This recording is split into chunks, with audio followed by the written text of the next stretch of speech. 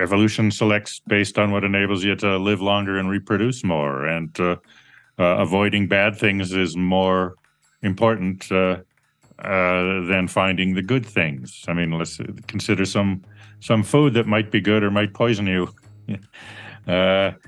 Well, it's more important to avoid being poisoned. If you happen to miss out on a good meal, that has some cost. But one meal missed won't kill you, whereas one poison dose can kill you. In a sense, life has to win every day. Death only has to win once. We learn a lot more from bad events than from good ones, which is why this idea we should shield children from failure and bad experiences, I don't think this is a healthy development. It's well known. You think harder about what went wrong, what could I fix, what could I do differently after something bad.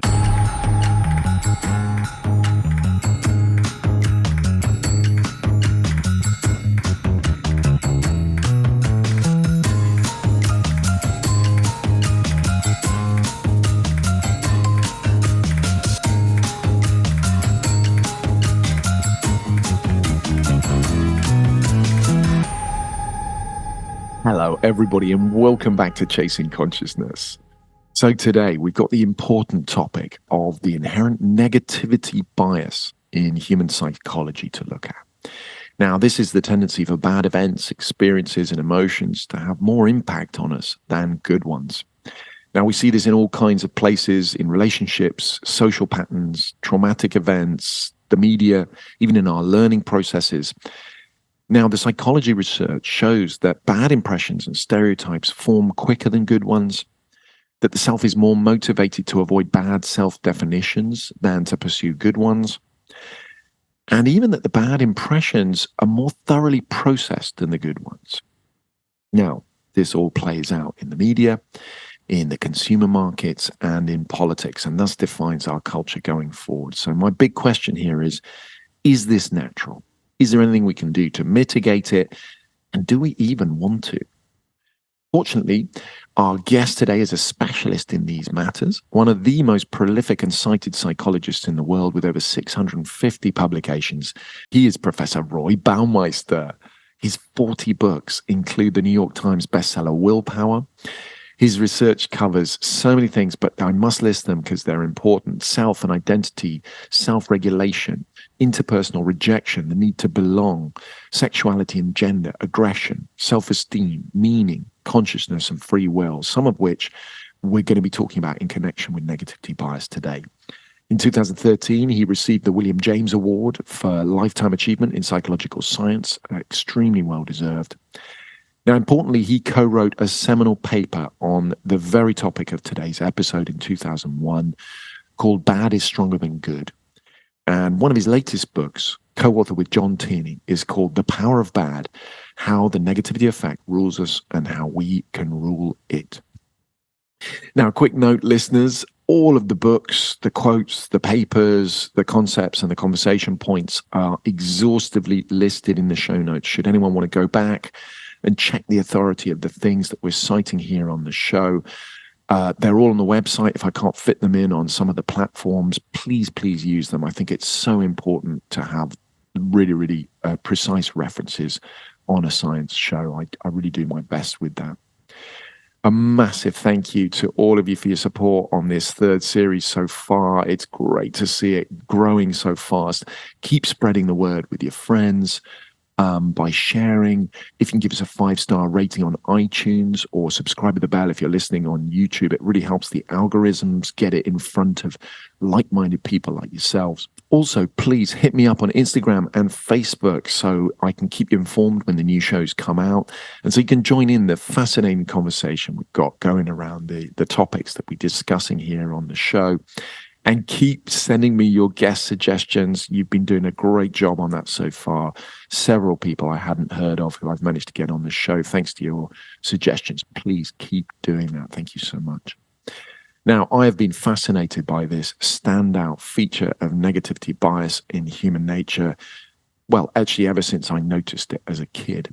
And then I went on to see it very, very clearly in the media when I became an adult. So it's something I've wanted to cover on the show ever since we started the podcast. So I really can't wait to get the opinion of someone who studied it in so much depth like Roy. So without further ado, let's go.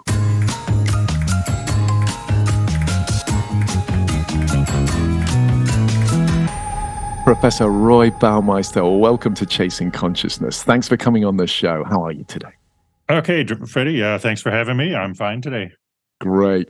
Now, before we get into the data and the research, I always love to remind my listeners that my guests were young and innocent once too, like them, by asking about those first deep, deep questions and reflections about the world, about the life, and about the universe. Usually sometime sort of between 6, 8, 10, 12 years old. What deep thoughts can you remember from that time that might have influenced your later choice of career or thinking?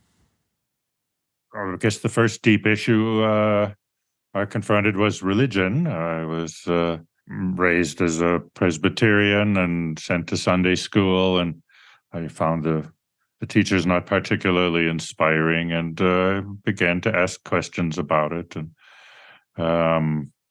so I always seem to be rebelling against whatever the dominant view is, looking for alternative ways of thinking about things.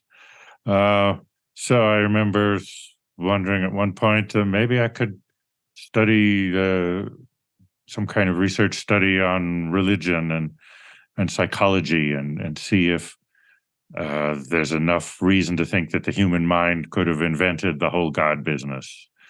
This was just a product of the mind. So I wondered about that, and my career plans were different, though. I was kind of a math whiz in high school, so I was going to go major in math, and I chose Princeton for my undergraduate because they were currently rated as the best math department in the country. Obviously, I pretty soon decided I wasn't really cut out for a career in higher math. And so then I was doing philosophy and religion for a while and wanted to address the big questions. And those were back in the hippie days, the early 1970s. And, the hippies had a political phase, which I missed. I've never been very political. But then they had that spiritual phase, meditating and taking LSD and, trying to understand the inner workings of the mind. So that all appealed to me quite a bit. And I would have stayed with that, except philosophy was the apparent major, and my parents said, "Well, there's no money in that. You can't make a living in philosophy." So they said they'd pay for it. Princeton was expensive.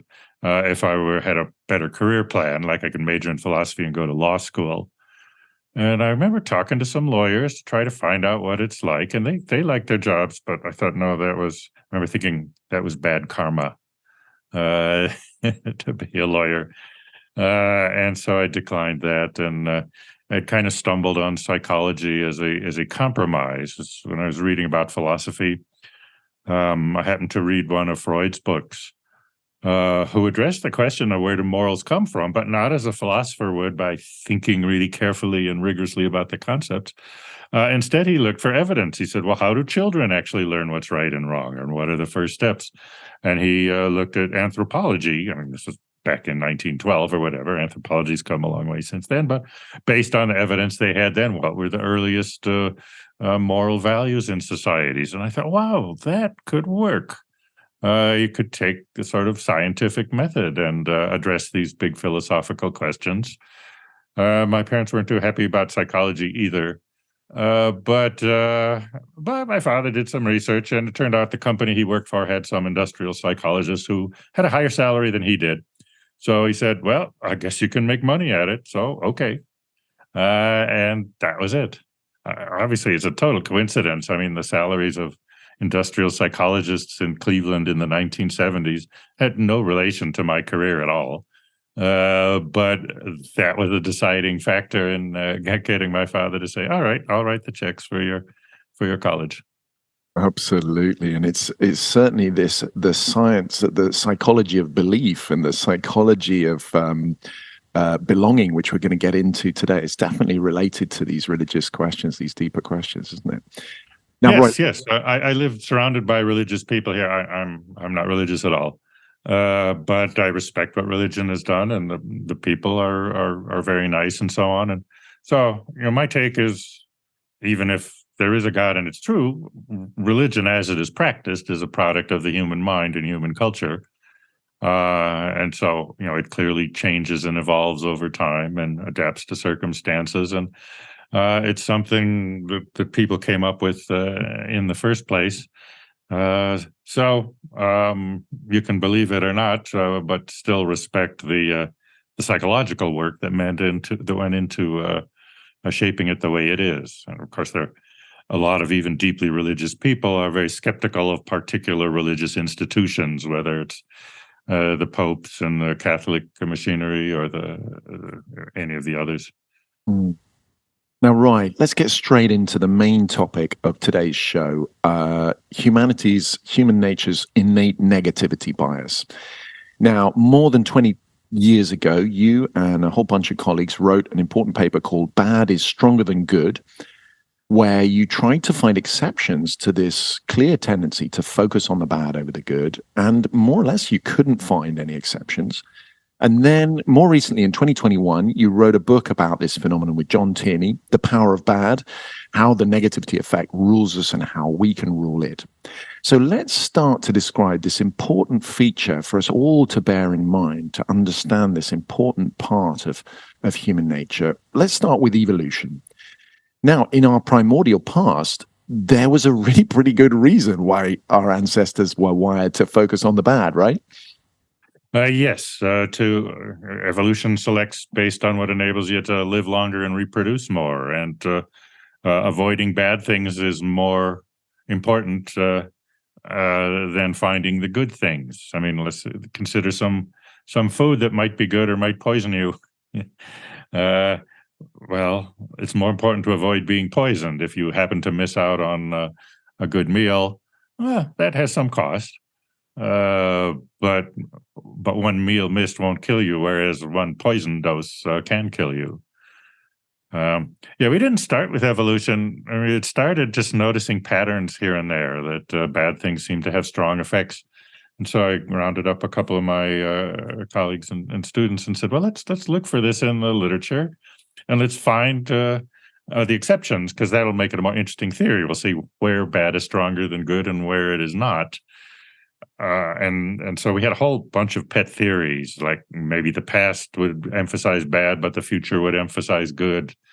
But none of them panned out. It just seemed to be true everywhere. And so the paper got longer and longer. We looked into different areas of research, and they find it. It was funny when I was getting ready to write the book with Tierney. I said, well, let me read through. And by then, the paper had been cited hundreds, if not thousands of times. So we got a research assistant to go through, round up all the citations for us. And I read a lot of the abstracts and a fair number of the articles looking, did they have anything new? Had they found exceptions? But no, they mostly all said, oh, here it is again. It's often you design a study where you've got a good and a bad and a neutral control. And well, the bad is farther from the neutral control than the good. And so the reviewers at the journal, like any scientist, would say, well, how come they're not the same? You gain $50, you lose $50. Shouldn't that produce equal departures from neutral happiness? But no, you're more upset about losing $50 than you're happy about gaining $50. So our paper, I think, gave them a reason to say, oh, no, this is a standard pattern. We don't need any special analysis or anything like that. So anyway, there wasn't a lot of new. There were a couple new ideas. A couple of people showed that sometimes hitting the middle is what you have to do to be good, and so either too much or too little would be bad. So in a sense, there are two ways to be bad and one way to be good. Two ways to be wrong and one way to be right. So that, I thought that was a nice, interesting, creative But Roy, what's your pet theory? Do you think it's evolutionary? This kind Well, of yes, very, that, very yeah, clear that was getting around. tendency. Sorry about that. We were No, no, getting no. around. It's just We obviously I immediately want to know why. You know, it's that yes, question. If it's so yeah, clearly present in the data, there must be a yeah. very, very clear reason why we've evolved that way. Yeah, well, we didn't start out thinking in evolutionary terms, but given how ubiquitous it was everywhere, bad was stronger than good. We thought, well, this is pretty deeply rooted in the mind. And a couple of colleagues even pointed us to some studies with rats that they show bad is stronger than good. They'll pull harder to get away from something bad than they'll pull to move toward something good. A couple other things like that. So, all right, if it's that universal and found in other animals and so on, then we're starting to think it's probably an evolution. And I think as we summarized it, I don't know if it was in the book or the paper or whatever, but in a sense, life has to win every day. Death only has to win once. Right. So watch out for things that can kill you. Mm. And actually, we see this in the neurological basis too. I mean, like, for example, the amygdala, which is extraordinarily fast to respond. We've got some interesting shows on this, listeners. Episode 5 with Stephen Porges, where he's talking about polyvagal theory, and we go right into the psychology of threat. It's much, much faster than the frontal cortex or any other self-control or self-regulatory circuits can intervene. Absolutely. And Yeah, it has to be very deeply rooted and there. I'm not a brain expert, but my simple-minded understanding of it is that the brain evolved from back to front. So the older parts are the ones we have similar to all the other animals, and the front parts are the newer ones with the more specifically human traits. So when you look at something that's this deeply rooted, you have to assume it's in the old part, in the rear of the brain. Evolution didn't get rid of obsolete parts of the brain. I might have retooled a few of them, but mostly it added on new ones that can override them and integrate them and do more complex things. So the front and I remember being intimidated by the term prefrontal, but all it means is in front of the front. It's like the super front. And so that's where self-control and a lot of my research is focused on. Again, my work doesn't really aim at the brain processes so much. There's social behaviors and interpersonal reactions. But self-control is something I've studied a great deal. It strikes me as significant, this idea that if something that is much, much faster to react in the brain or in human nature, in the psychology, sort of, shall we say, trumps any self-control, it would make sense that it's much, much stronger and it acts much, much faster. For example, there's an interesting finding from your paper that jumped out at me, that we process the negative more thoroughly than the positive. What did you mean by process thoroughly? And what's pay evidence more attention to it, think about it more, makes a stronger memory trace. Although the memory thing is complicated because there are other later processes that try to damp down bad memories so you don't go on feeling bad.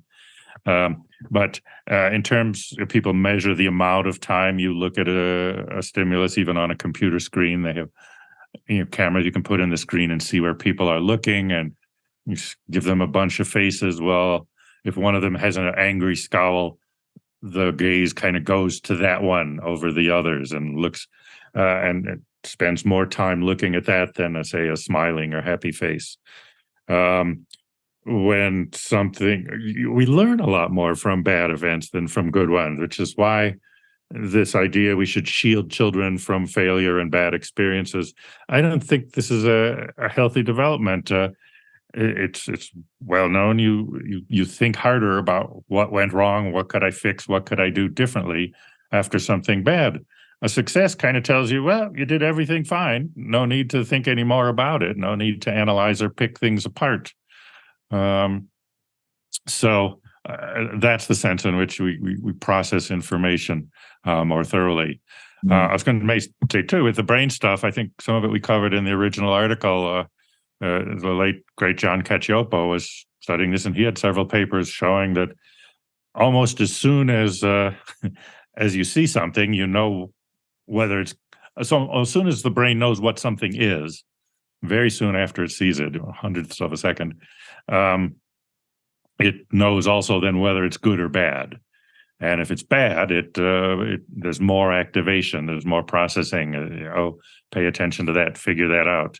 If things are good, it's kind of a message of all's well, go back to sleep, take it easy, at ease.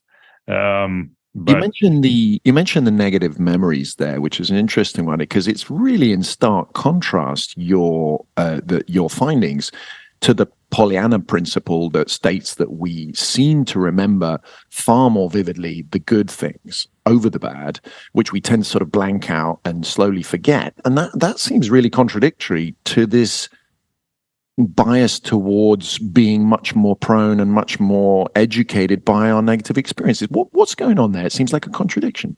Yeah, well, the initial reaction to bad things is to pay more attention to them. And we have a number of laboratory studies showing that, where you have people take a personality test and you give them feedback, maybe accurate or maybe just random, sort of a mixture of good and bad things.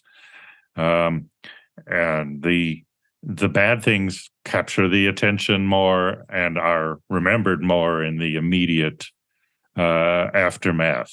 And this is true even for people who are repressors, who are known for shutting out the bad things and saying, oh, everything in my life is great, denying any unpleasantness or anxiety. But over time, there are these processes to damp down or erase or conceal the bad memories. There are a number of defensive processes. One of the people I admired, Shelley Taylor, a great researcher, she said there's mobilization and minimization. That's how the brain responds to threat. You mobilize resources to deal with it, and then you try to minimize the long-term memory and impact from it. But you do learn, and so if you're back in that situation, you'll remember not to repeat your mistakes. That was what I was going to say. It seems like maybe the conscious memory isn't there and isn't present, but I'm sure that the threat system has learned its lesson very, very well and would activate far faster. Yeah, it will remind you right away. Someone was telling me they were looking at interviews with survivors of the Holocaust after World War II, and they interviewed them years later about it, and there were a number of sort of horrible things they remembered that they recounted the first time that were absent from their later accounts. But then the researchers said, well, is it really gone? So they would sort of bring this up and say, well, right after the war, right after liberation, you said this. And then they said, oh, yeah. So it was there in memory, but it was something that had sort of gotten buried. Well, that's dissociation as well, isn't it? Dissociation, exactly. This goes back to one of Freud's ideas about isolation. You know, the thought is in your mind, but you don't allow it to come into contact with any other thoughts. You never visit it. Studies of repressors get the same result. You'd think they wouldn't have bad memories because they repress everything. They have just as many if you push them. Yeah, bad experiences happen to everybody, and they have them. They're just isolated. They aren't connected with in your mind with other things. It's sort of the opposite of like people who are depressed. For them, one bad thing is connected to another bad thing. So all you have to do is get them started on any bad thing, and there's this long chain of doom associations, and they can go on all day and elaborate even how what we're doing now is going to be the end of civilization and life as we know it. Listeners, this comes up in our episode in this series 3 with Fernandez on EMDR therapy, this very, very interesting therapy, which basically is taking those memories out of their isolation, where in a sense they are disactivated, but they are also still very much embedded, and reassesses our perspective on them, shall we say, bringing down the negative attachment that we have to them. So it's interesting that they might be contained and isolated, but that doesn't mean that they're not actually causing disturbance from within that lack of memory. What do you think about that, Roy? Well, I'm no expert on mental illness either, So again, the memory can have a rich link of associations to lots of other things, in which case lots of things will remind you of it, or you can bury it aside and just never think about it. We know, too, that every time you remember something, it kind of creates a new memory, slightly alters the memory. So if you think about something frequently, you'll have lots of versions of it, which again will make it easier to come up and remind you. Now, whether something buried in your mind that you never think about can cause distress and harm or psychological damage, I don't know the research on that. It's certainly plausible, and for those people, maybe it is good to dig up the memory and confront it. And often things don't seem as bad when you face up to them. Before we move on to the media and the way that some features of our culture may be overstating the importance of this negativity, maybe to the negative outcome of our society, I just wanted to give you the opportunity. Is there anything you think we need to understand about the phenomena itself? Is there anything we need to add to get a clearer picture before we start talking about the cultural implications? No, there seems to be a basic property of the mind to react to bad things more strongly than good things, even when they are very carefully designed by the experimenter to be this, exactly the same amount. Like those studies will, if you reach this criterion in your performance, you'll get a prize, or we'll give you the prize, and if you fail to reach this criterion, we'll take it away. So it's the same contingency, prize or not, same level of performance. But the threat of losing something you have motivates people more than the threat of gaining something they don't have. It seems to work at every level of attention is the beginning, the front door of the mind. It's what, if you don't notice something, you can't really react to it. But it's noticing, thinking about it, registering it, directing resources to it, elaborating it. Like I said, the only complication is with memory. Even though it initially makes a stronger memory trace, gradually there are forces to try to tamp down so you don't feel unhappy about it all the time. So I would just say it seems to be there. As far as we can tell, it's found in other cultures as well. It's not some particular feature of Western civilization. And there's some evidence for it in other animals as well. Now, moving on, something we're all profoundly acquainted with by now is the negativity bias in the media. Now, most news organizations only focus on negative news. People tend to read stories about disaster and misfortune with an almost morbid curiosity, far more than stories with positive outcomes and success.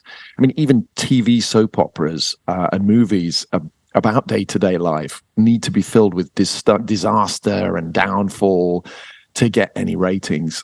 Is this morbid curiosity natural, right? And does it actually do us any good in our day-to-day lives to have this curiosity? I fear it is natural. Whether it does us good in our modern daily lives is harder to say. People criticize the media for one-sided focus and so on, but I'm sympathetic to the media. They're in a business, and so they got to give the public what it wants. That's how you make a profit and stay afloat. So if people didn't like reading bad stories, I'm pretty sure the news media and the entertainment media would get rid of them.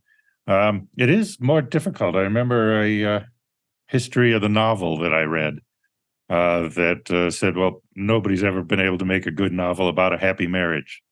And a few have tried, and they quoted some passages about just everyone being happy and smiling, and that quickly just gets boring. People clearly like to read about bad marriages and falling apart marriages and other problem relationships. And so Maybe it's connected as well to something we've covered here on the show in the Joseph Campbell issue about the hero's journey, that maybe, as you said, because we learn so much from those negative experiences, those sort of dark nights of the soul, these trials that Joseph Campbell noticed in all the myths of the world, maybe that's why we're so interested in it, because it's almost as if there's a stagnation of a life that doesn't have that kind of sort of adventure and challenge to face.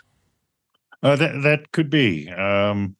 Campbell was in the tradition of Carl Jung, the sort of other psychoanalyst who big hero started out with Freud and then had a falling out, but very much believed that a lot of stuff is innate in the mind, and that even thought some of these stories were sort of born into you, the hero's journey, which is why similar stories would be found in all different cultures. That kind of Jungian thought is not really doing so well these days.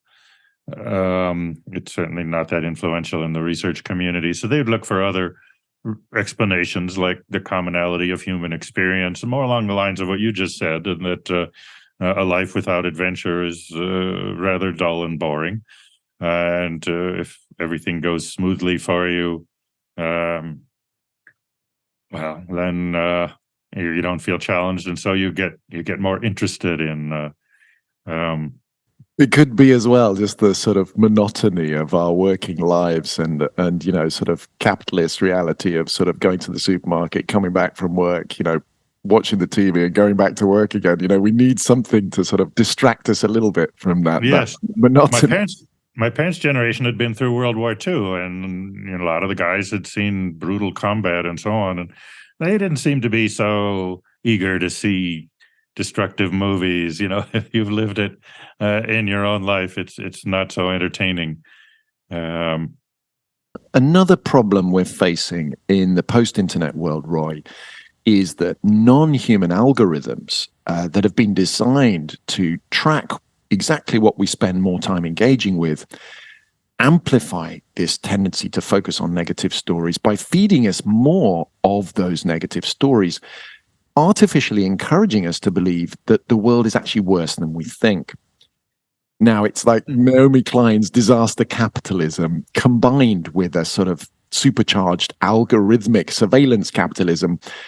So, right, apart from obvious questions of increasing economic inequality of prosperity and privilege, and any one individual's placement on any number of bell curves regarding those things, it seems to me, and it sounds from your book as well, Roy, that on the whole, the world is getting better.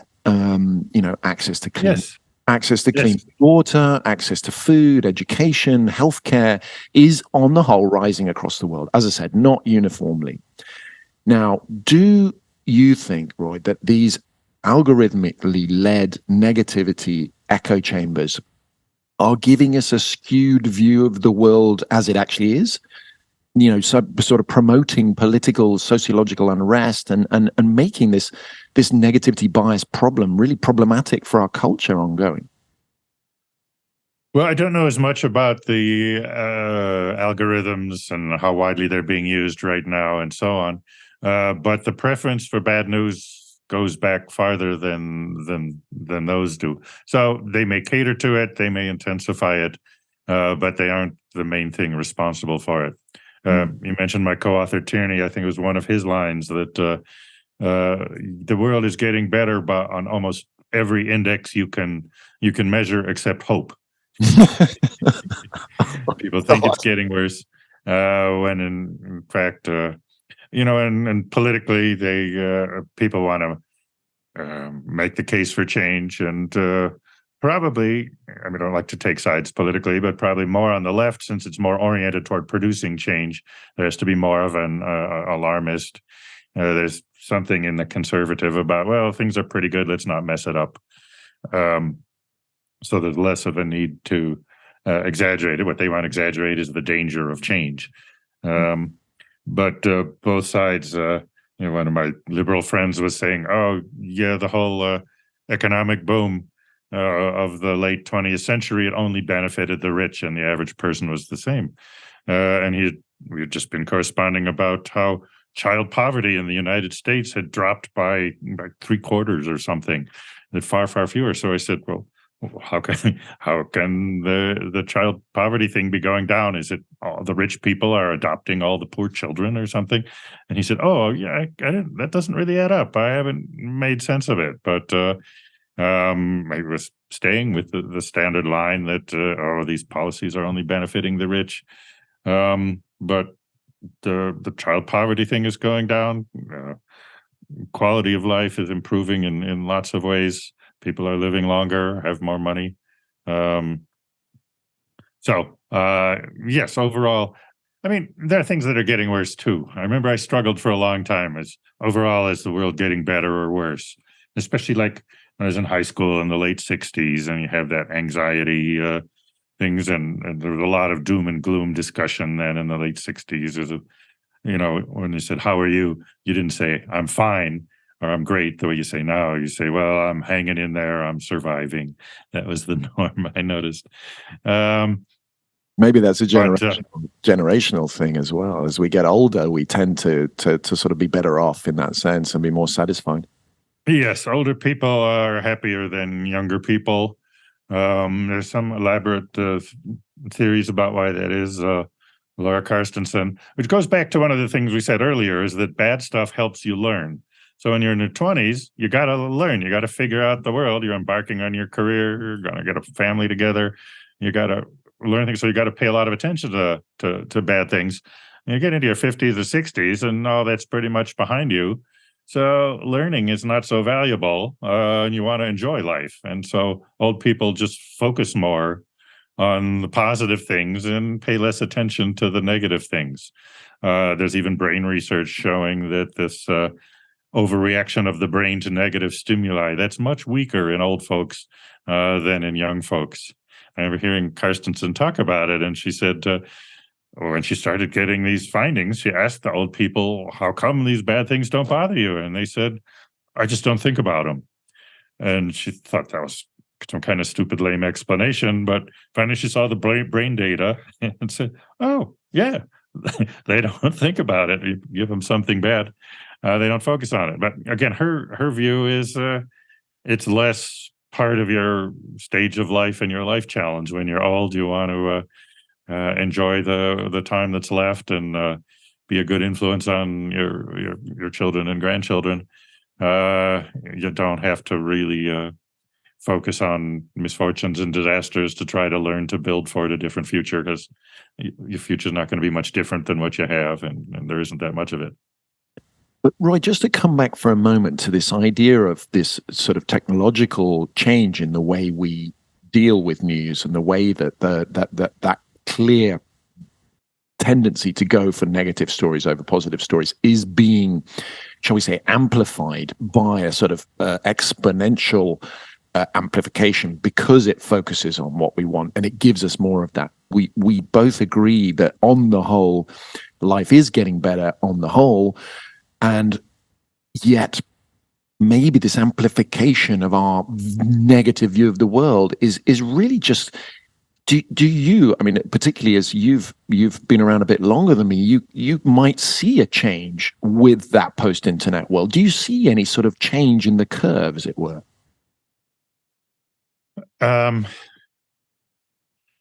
But lately I've been trying to understand some of the political conflict and things that are going on.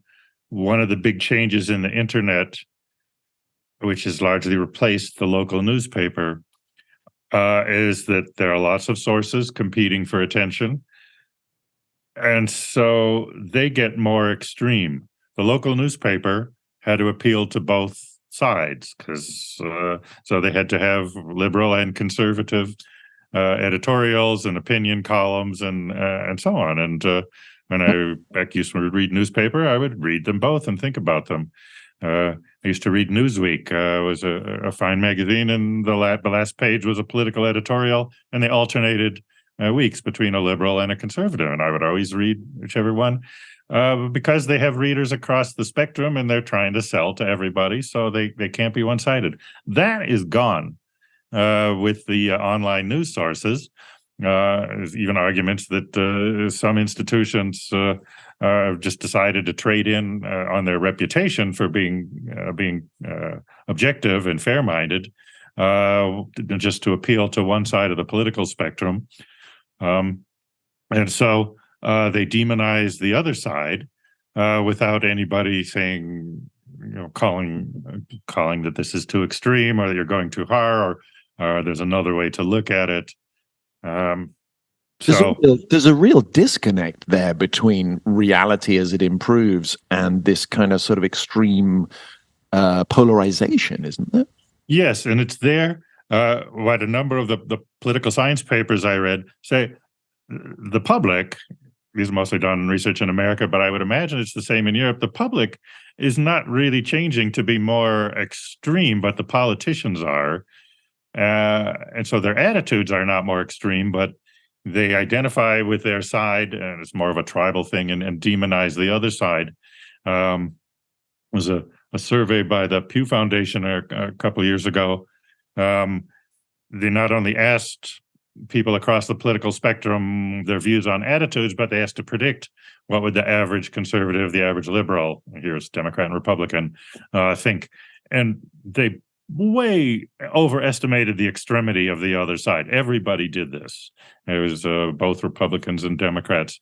So I tell my colleagues who study prejudice and stereotyping, they all want to, America focus on white anti-black prejudice. And I say, well, that's a really unusual case. You're not going to get generalizable knowledge from that. Study political stereotypes, because they are really distorting the facts, and they would generalize. Pretty much every country has, every democracy at least, has center-right and center-left parties who are going to have similar kinds of conflicts and similar sorts of stereotyping.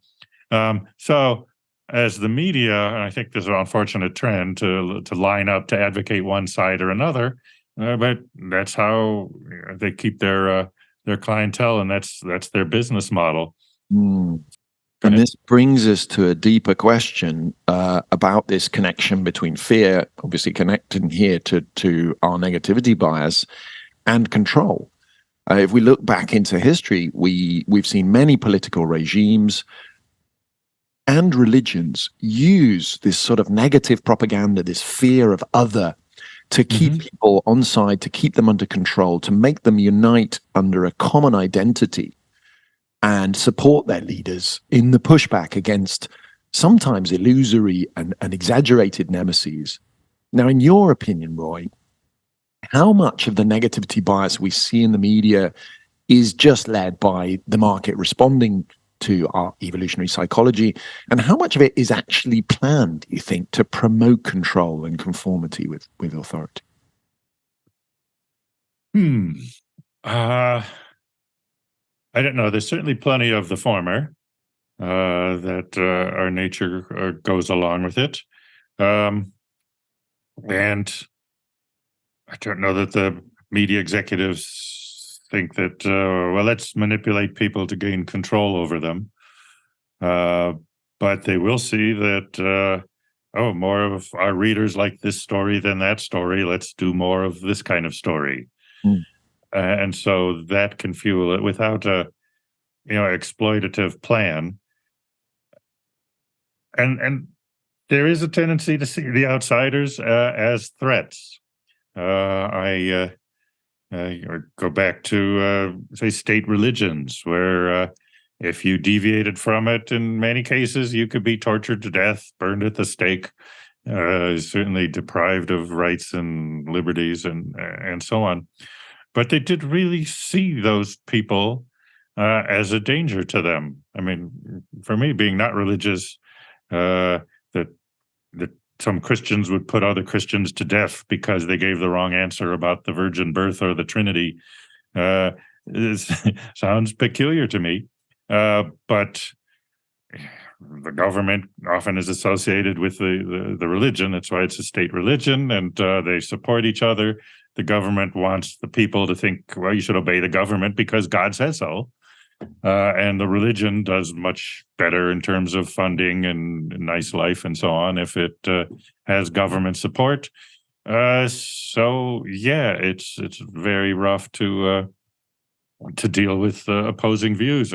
Europe went through centuries of wars between Protestants and Catholics, with different solutions of tolerance coming and going. I remember Germany for a while was 7 different states, and they just said, well, whatever the head of the state is, that's what everybody does. And so sometimes the prince would change from Protestant to Catholic, and so suddenly all the people were expected to change their religion.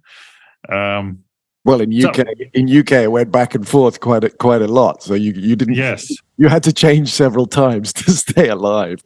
But yeah, right, I guess I mention it because the tribalization that we're seeing from that polarity coming out of this algorithmic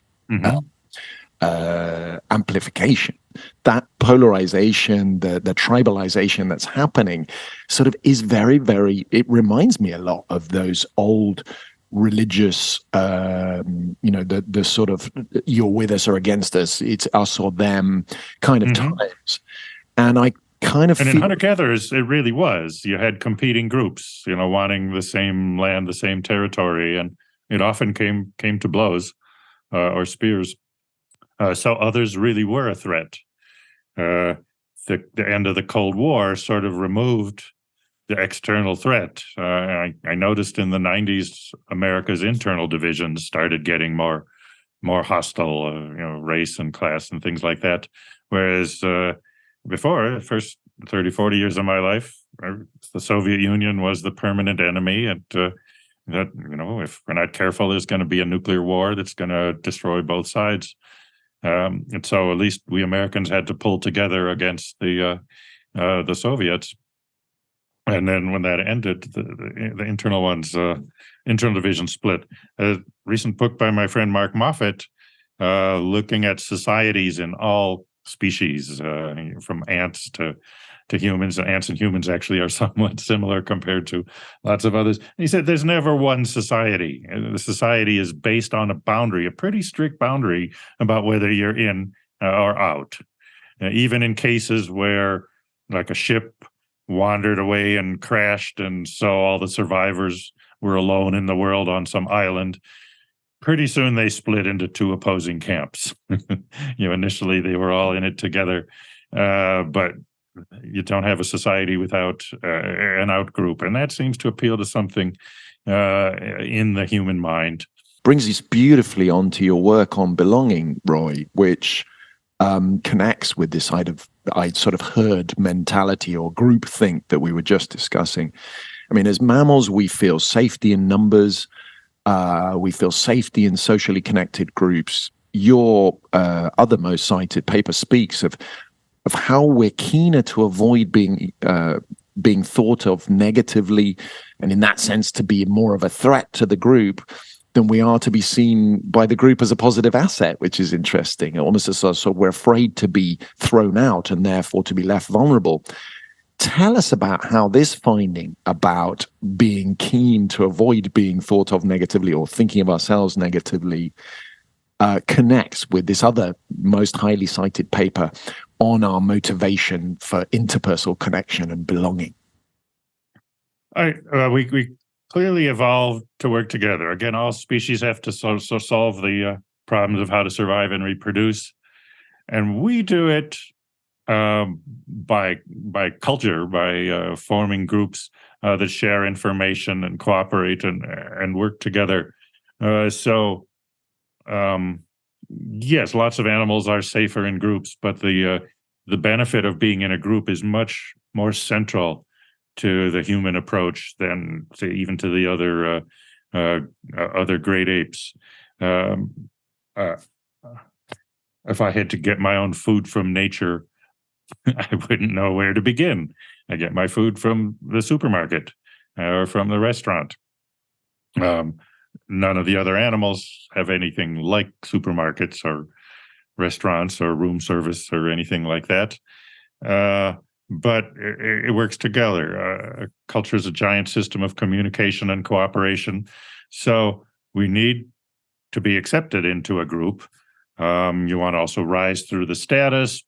into a higher level of the group, partly because that means it's harder for them to kick you out. The people at the bottom are the most precarious status as belonging to the group. I mean, if you're the boss, if you're in charge of the group, they can't kick you out. You'd have to kick yourself out.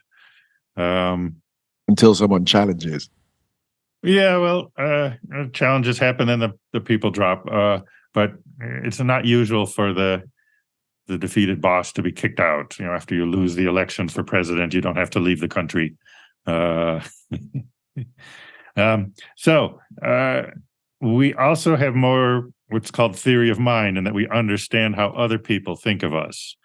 And it looks like there's not much of that. Even in the smartest great apes, they have a little of that, especially for competition, not for cooperation, which is really the more important part of culture. Because of that, we can understand how other people perceive us and become concerned with the reputation. You want other people to perceive you favorably. I've been trying for years to get a good handle on how much of this is evident in other of the great apes, trying to get other people to like you, trying to have them have a good impression. But they live pretty much in the present, whereas reputation is much more future-oriented. That's one of the keys of why people behave morally and most other animals don't. It's not that you have some sacred, well, some people do a sacred or religious commitment, but the bigger thing is that you need people to cooperate with you. And morality is a blueprint for how to act so that people will cooperate with you. You can teach two chimpanzees to cooperate, so they have to pull a rope at the same time, and then a treat falls down with food or something. You can train them to do that, and they'll learn it, but then the big one eats it all. And then pretty soon the little one doesn't want to do it anymore, understandably. So it takes this advance in the human mind to say, well, yeah, I could hog all the reward myself, but then they won't cooperate with me in the future. I'll be worse off. So I should share, even though I don't have to. Even if I'm the bigger one, give some of the reward to the smaller one so that they will continue cooperating with me and I'll have a good reputation as a morally reliable, trustworthy, fair person who you can do business with. Finding people to cooperate with is one of the basic evolutionary challenges, and it's one in which humans have gone far beyond all the other great apes and pretty much all the other creatures in the world. Interesting how that feeds into, what we were talking about before about sort of different camps, a sort of polarized opposites needing to conform and sort of focus on the negativity of the other group in order to belong to one. Any comments on that before we move on? I don't know quite what else to No. It was just in case there was anything to add there, because I feel that there's a connection between this sort of amplification of negativity as a sort of tribalism, which is to say, oh, well, I belong more here because we're facing that negative together. Yeah. Well, tribalism in principle could be either a positive thing about our group or a negative thing about the other. My friend Eli Finkel just published this paper a year or two ago, looking at the political parties in the United States and how much they love their own party and how much they hate the other party.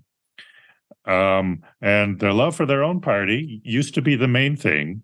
So Republicans kind of loved other Republicans and they sort of disliked Democrats, and vice versa.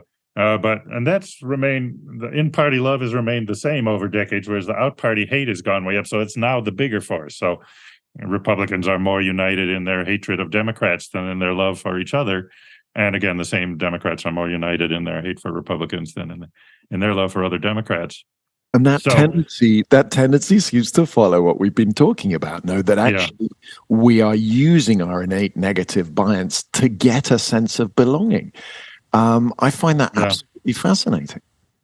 Yes, yeah, and it's true. And again, the tribalistic instincts are quite there. And back in the hunter-gatherer days, which was most of human prehistory, you didn't change groups a lot. You didn't even have a lot of interaction with the others. That strangers were really dangerous, physically, because they would steal your food or your partners or your land. Even physically, they might have diseases and germs that you don't have immunity to. So it made sense to avoid them and just think of them as bad. But that wasn't a big part of daily life. Mostly you lived with the members of your own group. Mm. And that's interesting to compare that to where we're seeing deglobalization now. After a sort of long period of us heading towards a global society, we seem to be seeing a sort of pushback against that now. Now, I haven't learned anything about deglobalization. I didn't know it was happening. Well, I here think we are COVID, talking across thousands of kilometers distance, and yeah, I think I'm thinking more in terms of, particularly post-COVID, the sort of withdrawal from this very, very global market and supply chains contracting and production being pulled back closer to where it will then be sold, mostly for supply chain purposes, particularly after COVID. Anyway, let's get to the positive stuff. Now, your book with John, The Power of Bad, How the Negative Effect Rules Us and How We Can Rule It. I want to talk about how we can rule it. It speaks about another great theme in your work, self-control and regulation. In this case, the need to take control of our negativity bias and channel it for our overall good. Now, what strategies do you and John suggest here? And how easy have your readers found it to apply them?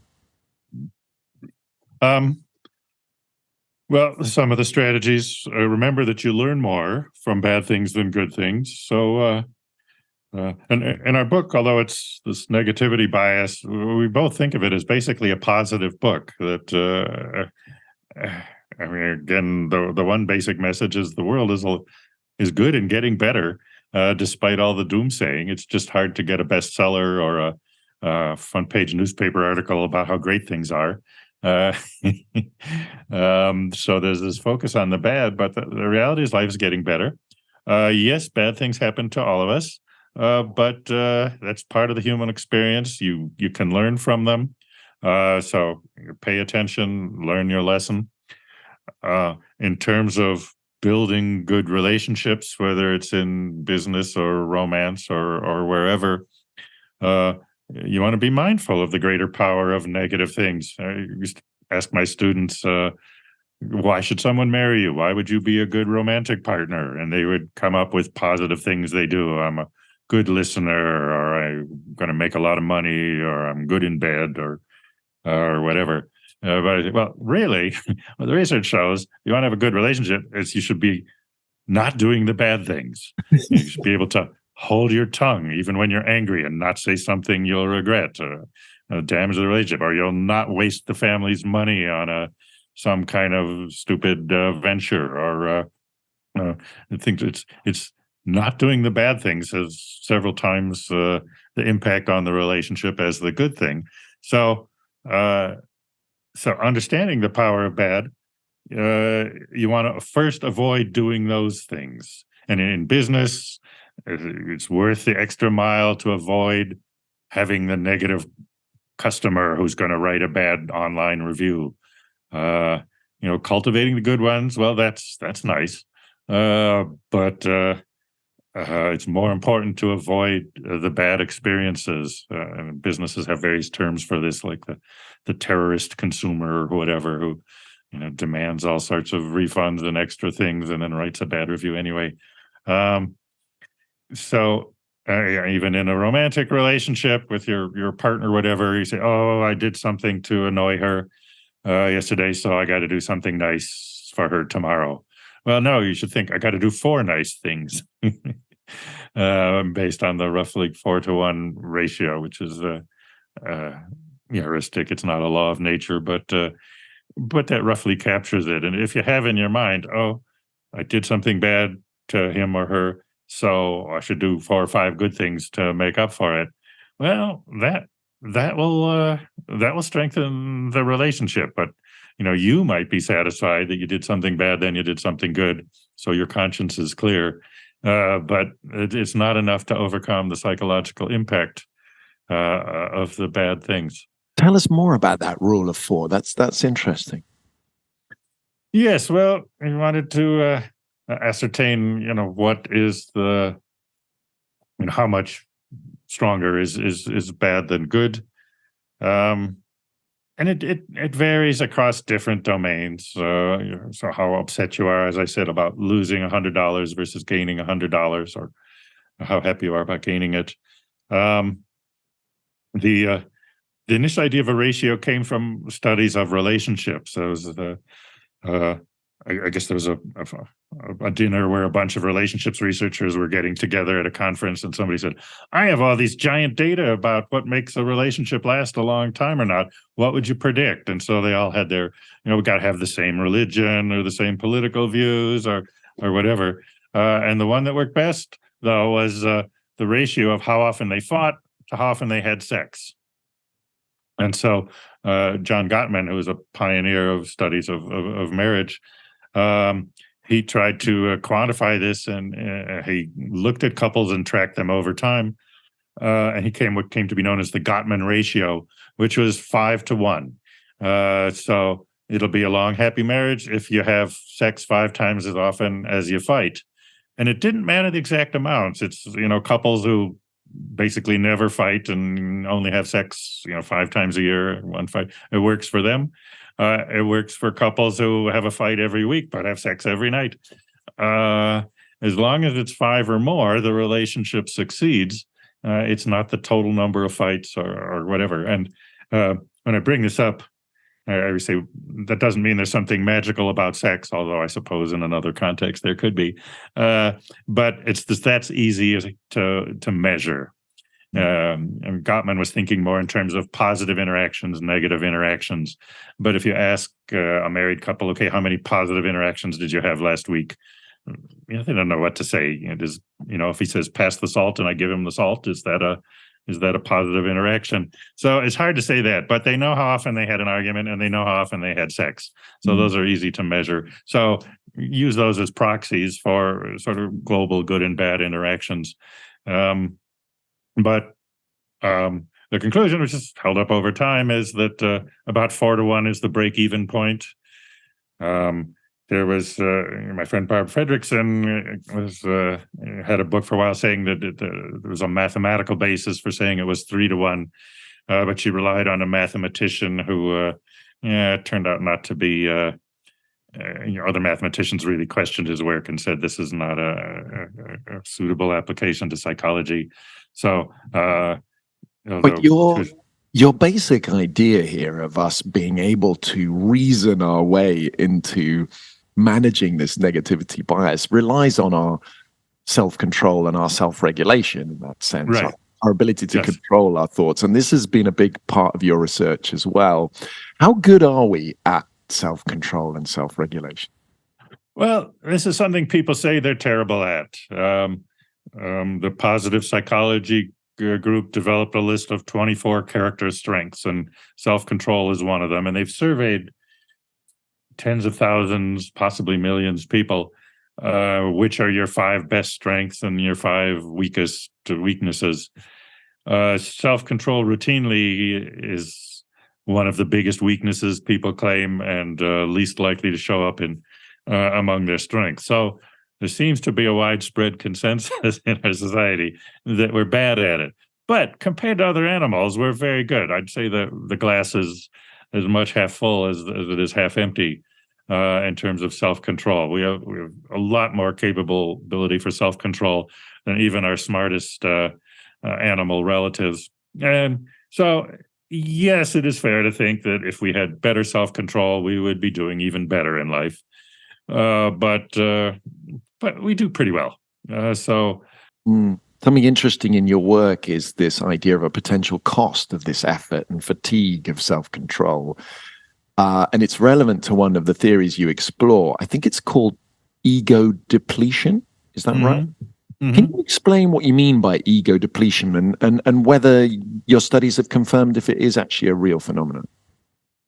Oh, yes, it's been confirmed. So what we mean by it is that willpower, in a sense, is limited.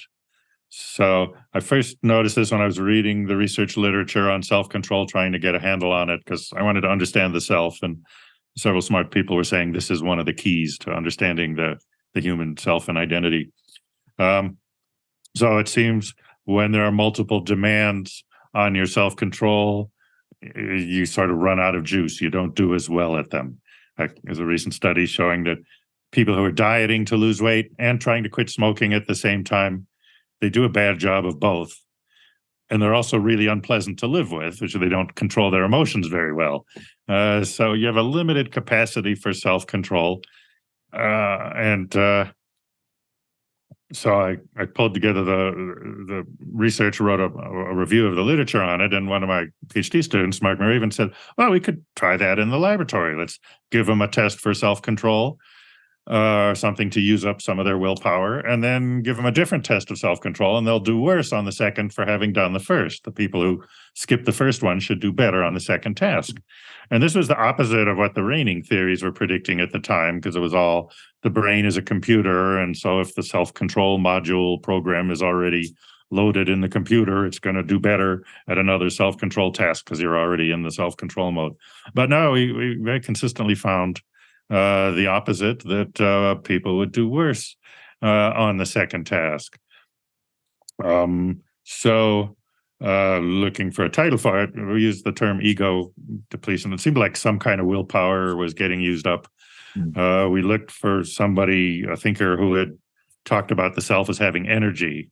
Again, nobody was talking about energy back in the 90s. Everything was information processing. We had to go all the way back to Freud, who had said, yeah, the self, the ego, as he put it, is made partly out of energy. And he was kind of vague about where the energy came from and how it all worked. But out of respect, we used that term. Certainly is exhausting trying to stay on top of the things that you're trying to apply and trying to keep in mind all at the same time. I wonder also if this is a question of, sort of frontal cortex concentration, this ability to focus on things at the same time. And apparently the research says that actually multitasking, for example, is impossible, and you're just switching between things very, very right, fast. Yeah, multitasking mostly just means doing a poor job of them. So there was evidence for that people cannot do things simultaneously, but the after effect that the one used up some resource affected you, that was more novel when we started finding that. My other book with Tierney, called Willpower, which I think has been translated into Italian and 30 or 40 other languages, that covered a lot of this research. Most recently, there was a review article somebody did a couple of years ago, the 600 or 700 publications supporting the effect, none in the opposite direction. Some people don't get it, usually because you haven't tired them out enough. You haven't usually worked them hard enough to do it. Everybody wants to copy a procedure for 5 minutes, but because it's easier to cycle people through the lab if they do it fast. But the ones who do it, it's been replicated all over the world, and there are real world effects too. And like healthcare workers are supposed to wash their hands between every patient, but as the day wears on, they don't. They start skipping it. Physicians are asked for antibiotics all the time, and they know it's not good to just give out antibiotics to everybody, because you'll develop strains of disease that are resistant to the antibiotics. But again, as they get more depleted, they're more willing to say, "Okay, I'll give you antibiotics. I'm not going to argue with you." Things like that. Accountants, there's a recent paper on ego depletion in accountants. The sports psychologists have used it a lot. They'll have people do these sort of mentally tiring exercise. I mean, they're purely mental things, sitting at a computer for 20, 30 minutes, and then they go out and play basketball or soccer or whatever, football, and they do worse. Their skills are impaired. There's just a big meta-analysis of that, which combined, it's a statistical technique combining results from lots of different experiments and saying, oh yes, this effect works. It's even the latest fashion in social psychology is to do these multi-lab studies where you get a dozen laboratories to run the same experiment. And there was an early one to try ego depletion that didn't work. And people say, oh, maybe it isn't a real effect. but it turned out they hadn't manipulated it. In fact, they'd manipulated something else. There's only been 4 successes of these in all of social psychology, and the ego depletion is one of them. So I think there's a pretty good case to say it's the best replicated finding in social psychology. And there what might does be it another mean? one. What does it mean for what you and John are suggesting in terms of us trying to sort of channel the way we respond to our negativity bias, the way we're constantly sort of worried or drawn into a state of fear or concern? Does the ego depletion element change anything about the way we could apply some of your advice there? Okay, well, self-control is basically overriding one response to do another. So you might have an automatic response that, oh no, that's terrible. But you can use self-control to say, well, before you go running off, selling all your stocks or breaking up with your partner or whatever, understand there's an overreaction. Use your self-control to calm down, wait, look at the other side. And you perhaps make a wiser decision in the long run. Well, thank you so much, Roy, for your generosity with your time. Just to finish, what's next for you? I mean, there's not many questions in the important questions in psychology you haven't explored. Do you feel there are a few more stones to overturn? I mean, a lot is changing in society at the moment, isn't it? Is there anything left on your list? Yes. Well, I said I'd just been trying to understand the political conflict for a long time and what's different about the left and the right. So one of the ideas there is that for society to succeed, it has to produce resources and share them through the group. And the right is now more about producing the resources, and the left is more about sharing them and redistributing them. And society needs both. So I wish we could get them to stop hating each other. They're going to agree to disagree, but perhaps they could be a little bit more respectful. And society needs both. Nearly all the successful societies in the world have alternation in power between center left and center right parties. I mean, you can point to a couple exceptions, like China is doing well with one party rule, but anyway, the democracies, when people can choose, they go back and forth. And they don't seem to be settling on one or the other. It really seems to be a stable equilibrium. Well, that allows both jobs to get done. Long ago, I wrote a book on meaning of life. Since then, there's been a lot of research. So I have in mind to do another book on that. Right now, I'm finishing a book, A Scientific Theory of Free Will, partly growing out of the ego depletion stuff. Self-control is important, but so is rational decision making, and that also depletes you, as does making plans. So trying to think of in what sense does the human system for controlling action differ from the other animals and become really freer. No, that's kind of an exciting one. There'll be more. I mean, we're not going to run out of things to study. Well, it's an extremely rich subject, isn't it? And there is so much going on and so much changing that I think that, as you say, there will never be a lack of things to research, will there? So listeners, do go out and get the book written with John Tierney, The Power of Bad, and all of the papers that and books of his colleagues that have been mentioned today are going to be in the show notes. So, Roy, it just leaves me to say thank you so much for your generosity with your time and wishing you all the best for the future. Okay, well, thanks, Freddie. Thanks for having me on. It's been a great conversation.